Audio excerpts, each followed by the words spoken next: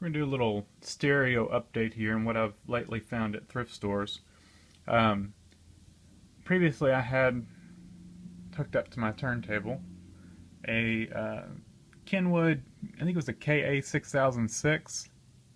I've got it in storage now, so I can't look. But it was a thrift store find, probably 10 years ago. Um, all it needed was a fuse holder, and um, it worked well. I could tell the capacitors were starting to deteriorate, and it had a little bit of air noise in it and a hum. So at least the filter capacitors were bad. So I hadn't actually planned on replacing it, but I was at a thrift store and I found this JVC for $24, and I plugged it up. It powered on, so I figured I'd just go ahead and take a risk and buy it, and there's nothing wrong with it. It works perfect. All the controls are smooth, no scratchiness, no nothing. And actually, JVC is not the highest end, and this is not even one of their higher end amplifiers, but it does have a nice sound to it, and it actually sounds really good with the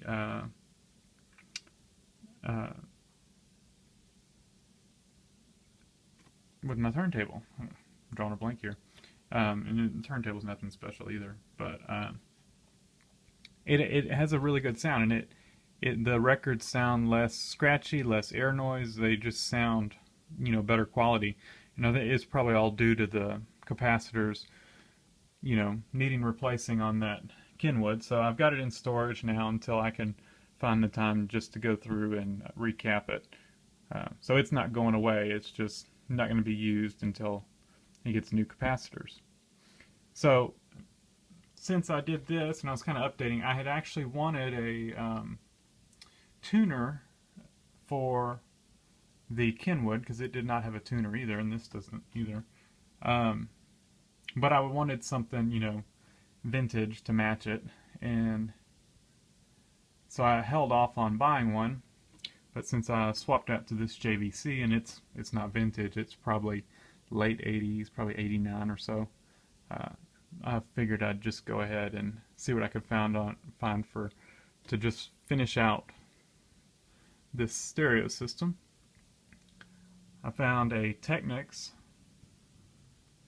STK55, and by the way, this JVC is a RX-R97. It's 125 watts per channel. The old Kenwood I had was about 60 watts per channel, and it was pushing these Technics SB-L70s, which have a decent sound to them. They definitely do sound better with the JVC, and just more wattage pushes them better. But anyway, I found this Technics for $11, and then found this JVC tape deck for $7.99, and then I think I got 20% off of it.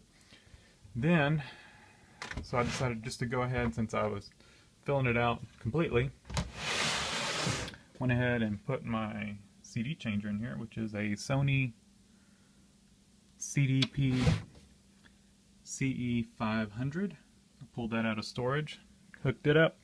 I didn't have enough room to stack it, so I just put it to the side. The other change I've made is I upgraded my surround sound receiver to a newer Yamaha, and so the Yamaha that I repaired a while back, that I put a relay in, that is going to go out to the shop, and I picked up another set of Technics floor standing speakers that are going to go out to the shop with it.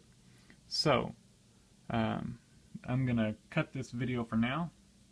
We'll pick up in a minute, and I'll show you the speakers that I got for the shop, and we'll get those installed. But I'll go ahead and just show you a power on of this. This is probably why you can tell it's more low end. It's got this, all this is a lighted display. you know, I wish they would do something with this space. It kind of seems useless. But it does have level meters for the left and right channels. I think I've got a record on here that won't give me copyright. It's just a thrift store fine record.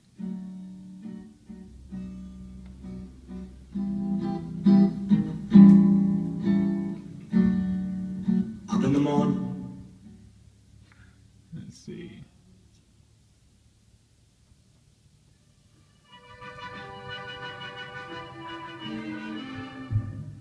Something very strange and mystic happened. All right. So, it's got a decent sound to it, and I'm quite pleased with it. So, that will be the stand-in for now until I upgrade the, or until I replace capacitors on the old Kenwood. But, oh, and the tape deck works just fine. I had to put new belts on for fast forward and rewind on both tape decks, but the actual main drive belt was still good. So I just replaced 2 belts on it, and I think I paid just a little over $5 for it, and it sounds just fine. So about as good as a tape deck can. Also, not a real high-end tape deck, but actually don't have a lot of tapes. I do have a few, and so it's nice to be able to play those once again. So we'll pick up in just a minute. One thing I forgot to show y'all because it was kind of pushed back here. Another thing I've got hooked up to here is a Amazon Basics Bluetooth audio receiver. So I've got that so I can stream music off my phone. Okay, so here's that Yamaha I repaired a while back. It's pretty beat. It works fine, but like I've repaired the power button. I bought it from the thrift store. When I got it, it was missing a foot peg, and so there's a stand-in right there. Just a old volume knob or something off an old broken stereo just taped on there. It's in the back, so you don't really see it. So this is going out to the shop. It's always been missing these 3 control knobs. I don't remember how much I paid for that one, but used it for quite a few years. So lately, my last thrift store find was these speakers. Paid $19.99 for them. Technics SB-A30s. I think these were sold in kind of their stereo packages. You'd buy like the whole stereo receiver. I don't know what all it came with, but speakers included. I don't think you could buy these separate. They're not real high-end speakers or anything, but $20, and they're in decent shape. They've seen a little wear and tear, but they're not too bad. The laminate on the cabinets is not perfect. It's starting to peel in a few places, but overall, sorry for the shakiness, they're pretty good. The grills are in decent shape. One of them's missing, or it's got a broken little standoff thing. Not too big of a deal. These look like about 10-inch woofers here. They are 3-way. The foam is in good shape. The mid-ranges are in good shape. The tweeters appear to be in good shape. This is probably an early 90s, I would guess.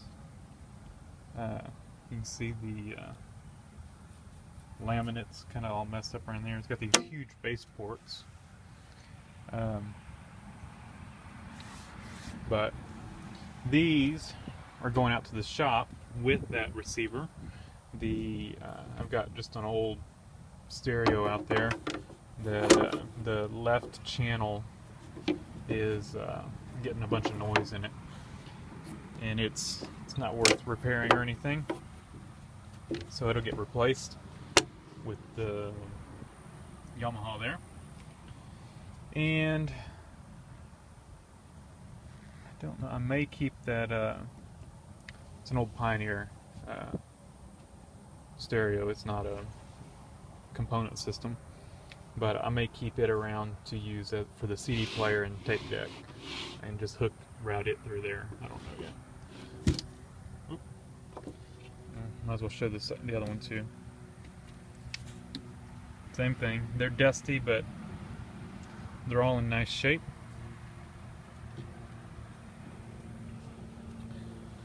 So let's get these out. I've got a roll of speaker wire over there, and we'll set them up and test them out. So we're out at the shop. This is that stereo I was talking about. The left channel on it has gotten to where it's got a hum on it. It's possible it's the speaker. I doubt it though. I didn't try messing with it or swap the speakers around or anything like that. The speakers are some old 4-way. Don't even know what brand they are. They're got a decent sound. They're definitely not going to handle any power,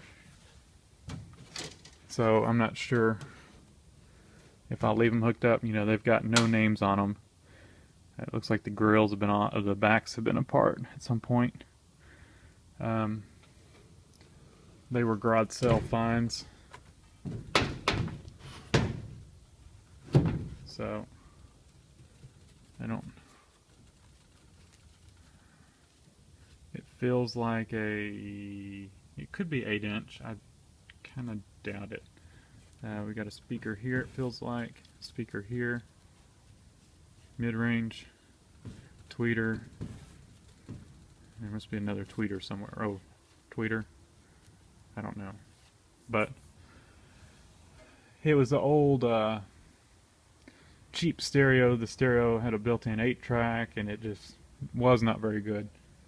This was also a garage sale find. It had no speakers with it, so it paired up well to those. It does not push out much power though. Let's power it on so we can get that buzz.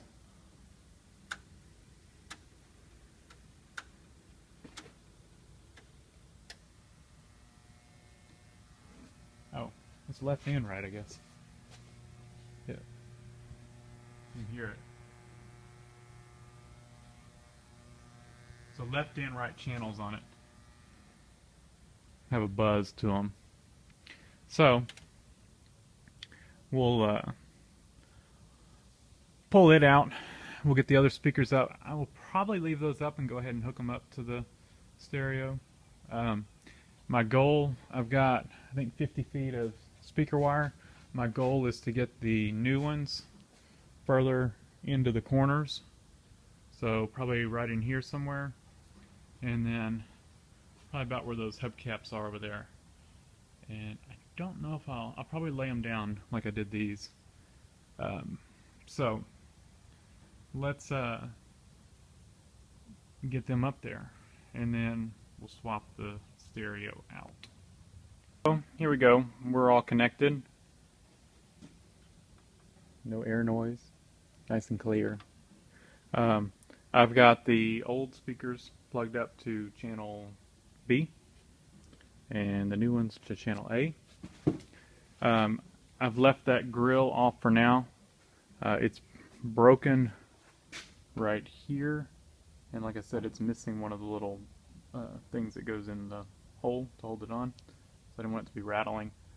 It's actually stuck in the hole, so I'm going to get it out, probably JB weld it back on there, and then JB weld this piece back in there. It's broken out.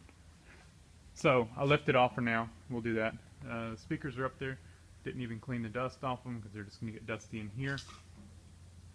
So we got that one over there with no grill on it, and then that one in the same position on the opposite side